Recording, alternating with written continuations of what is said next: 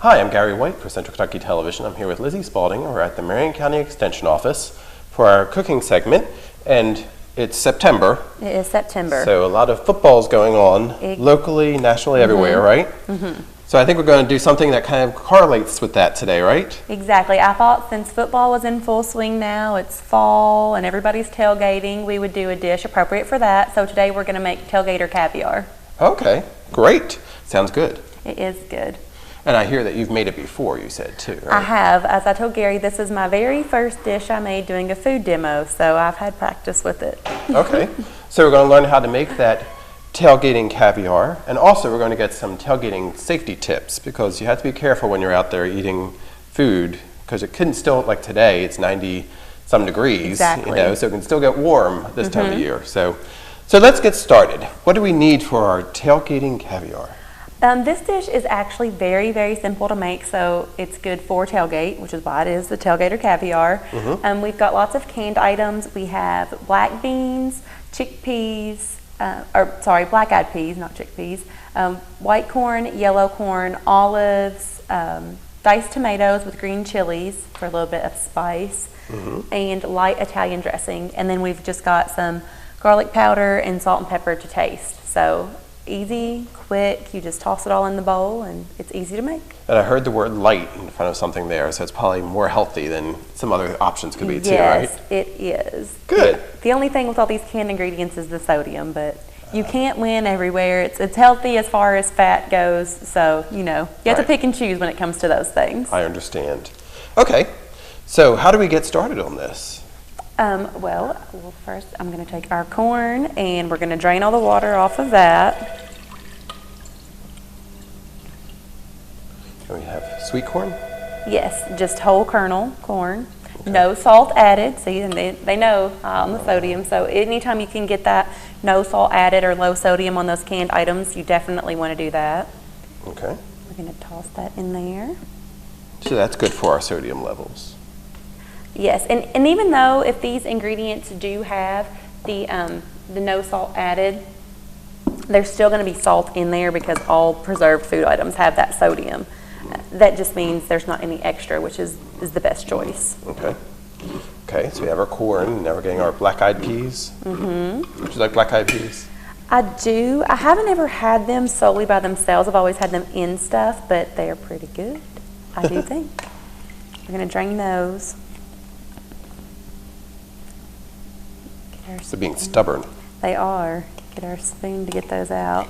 So we need our strainer, obviously, for this dish, right? Yes, but this dish, even as far as the preparation goes, you don't even need a lot of things to prepare it. I have my bowl here because we are doing it in front of the camera, but if you were doing this at home in front of your sink, you wouldn't even need to have this stuff. That's true. You could just do it right over the sink.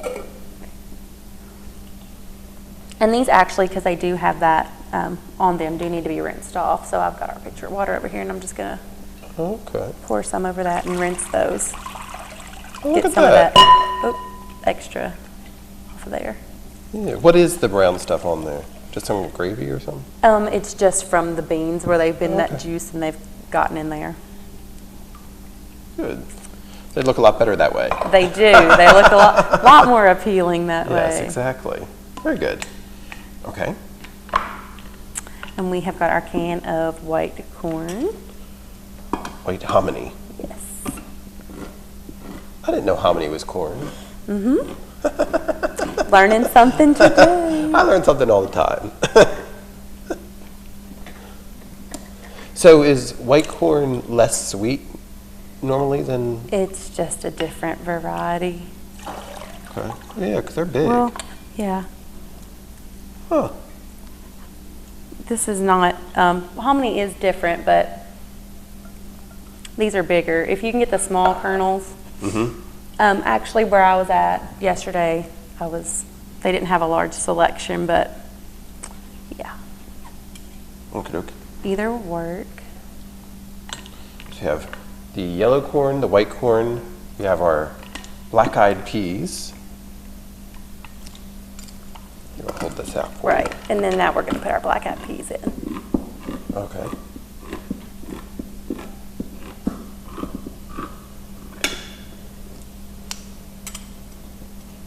something that you do want to do, depending on what kind of can opener you have. Some leave the lid on where you can peel it. This one actually peels inside, so you always want to make sure you wipe those lids off before you get started, just from all those germs or what else can get on them in the grocery store. Okay. And we're going to rinse those off. They're black beans. Yes. Okay, so it has a little Mexican flavor to it too. I'm going to toss that in. As you can see, it's making quite a bit. It is. And I am going to, well, we'll put this green chilies in and then I'll drain that. Bowl's getting full of liquid. You're going to strain them? Yes. Hold it up here for me.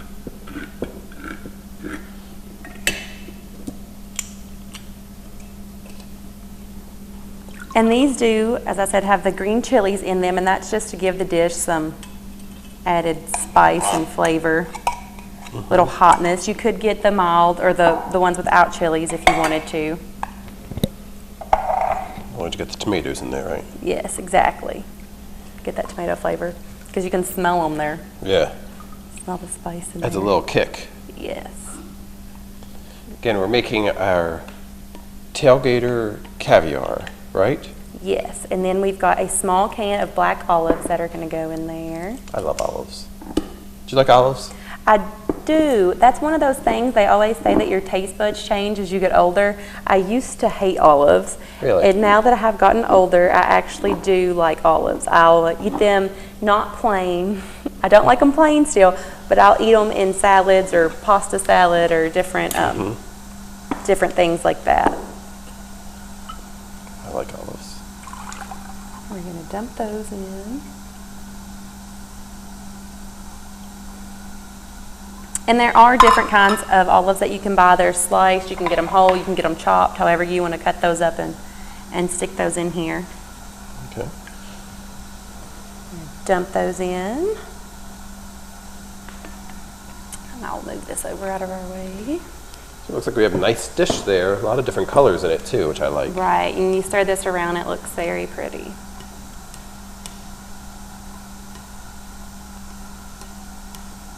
Cool. And then we're just going to add our dressing and our garlic powder there. Now this is our light. It is light, Italian so dressing, it's a right? little bit healthier. We're going to use 1.5 cups of that, so I can get it open.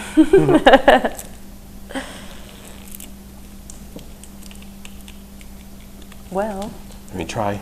get the man to do it. I can't get the seal We're to trying break. to prove something. There we go. There we go. As I twist the bottle. It's opening one way or the other. We'll get it out of there. Now how much of the dressing? We're going to use 1.5 cups, so there's a cup. Pour that over. Looks good.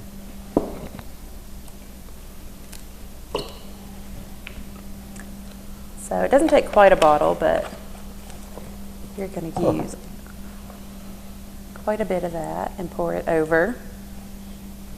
And then it says garlic powder to taste, so I'm just going to do a couple shakes of that over. And pepper to taste, so I'm just going to do a couple of shakes over on that one. And then it also says salt. I'm not going to add salt because, like I said, with all of the canned items, there's already going to be quite a bit of sodium in there, so I'm not going to add that. And since there is so many canned items, this dish is really inexpensive to make. I think most of the canned stuff I got was around 60, 70 cents. So if you get that off-brand, then it's a cheap dish. And it's quick. It is very quick and it's easy to transport. You could put that in a Tupperware container and stick it in your cooler, and that's why it's good. Another reason it's good for tailgating. And if you let that sit overnight in the refrigerator, then all that Italian dressing is going to soak in. It's going to be really good. I am going to scoop some over here in our dish we have.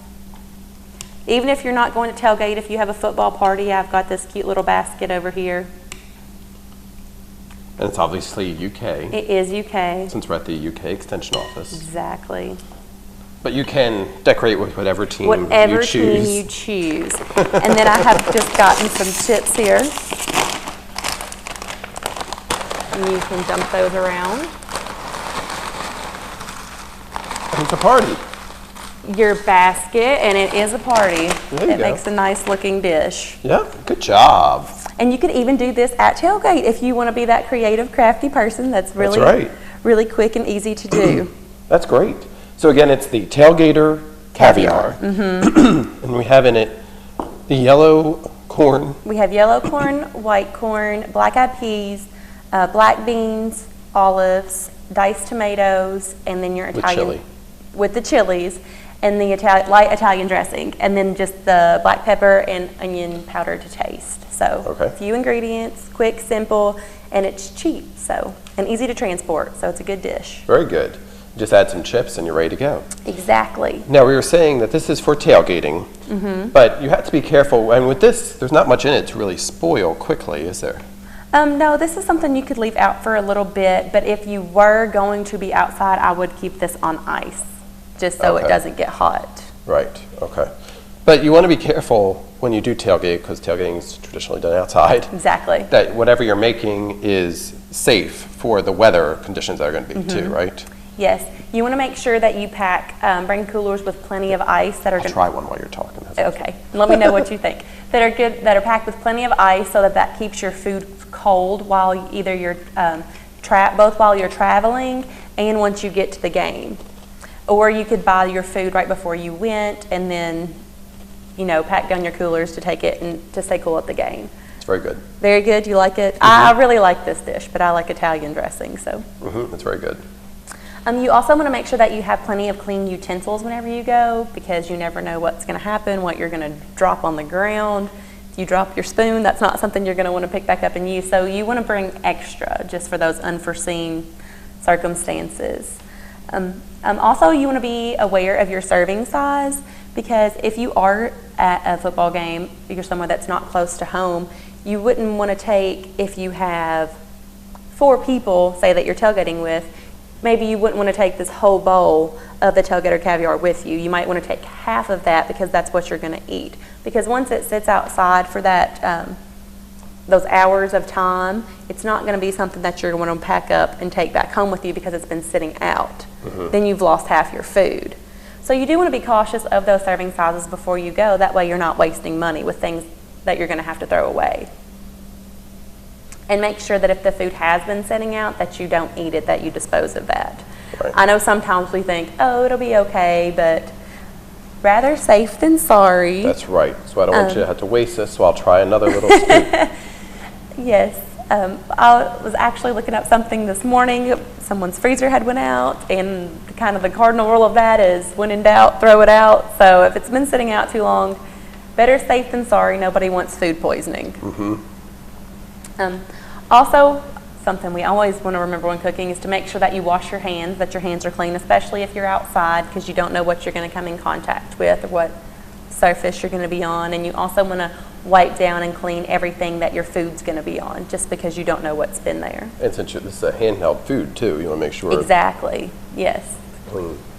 And you also, if you're grilling and you have items like this that are already prepared, or potato salad or anything like that, you want to put those in separate coolers. You don't want to pack that raw meat with something that's ready to eat, because those can cross-contaminate. Like I said, nobody wants food poisoning or E. coli or anything gross like that. So make sure that you pack those in separate coolers, once again with plenty of ice.